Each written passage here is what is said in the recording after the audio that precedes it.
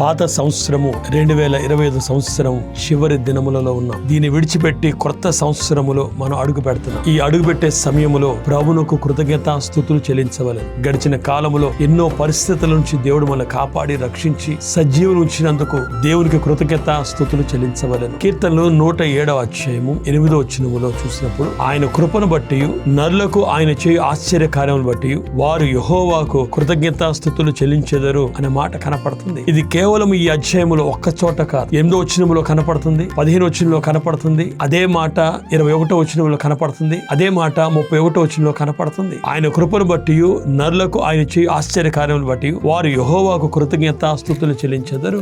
ఎవరు యెహోవాకు కృతజ్ఞతా స్తుతులు చెల్లించెదరు అనే ప్రశ్న వేసుకుంటే మొదటి 2 వచనాలు లేకపోతే 3 వచనాలు జవాబిస్తున్నాయి. చూడండి ఏమని రాయబడింది అంటే, యెహోవా దయాళుడు, ఆయన కృతజ్ఞతా స్తుతులు చెల్లించుడి, ఆయన కృప నిత్యముండును, యెహోవా విమోచించబడిన వారు ఆ మాట పలుకుదురుగాక.